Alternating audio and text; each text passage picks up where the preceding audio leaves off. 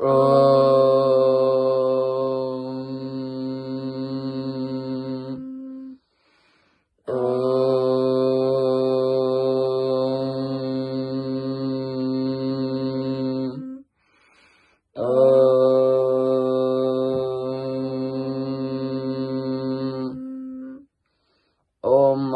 तिमिरादस्य ज्ञानञ्जनशलाकया चक्षुरुन्मीलितं येन तस्मै श्रीगुरुवे नमः।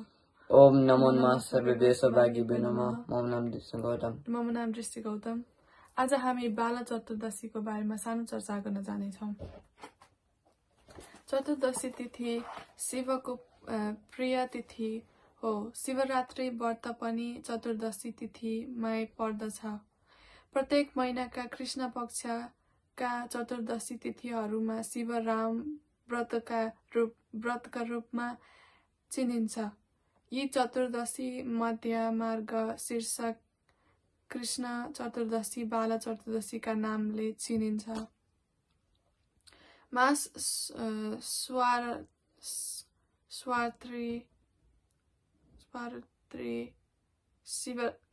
महाशिवरात्रिका साथै यो चतुर्दशीको विशेष महत्व रहेको छ।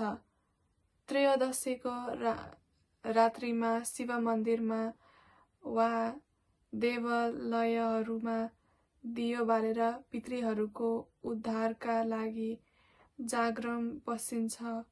मातापिताको मृत्यु प्रथम वर्षमा सेतो कपडामा पनि पितृको नाममा दियो बालेर जागरण बसिन्छ।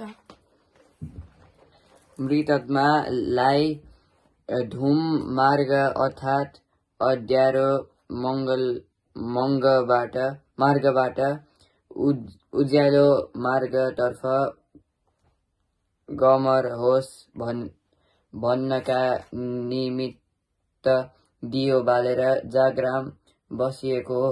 दीपक अँध्यारोमा सहायक हुन्छ।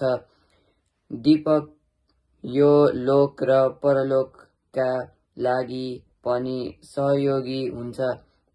यसर्थ कृष्ण पक्षको अँध्यारो रात्रि या बत्ती साथी तथा सहयोगी समेत हुने भएकाले सहजताका लागि बत्ती बालेर भजन कीर्तनका साथ जागरण बस्ने गरिएको हो।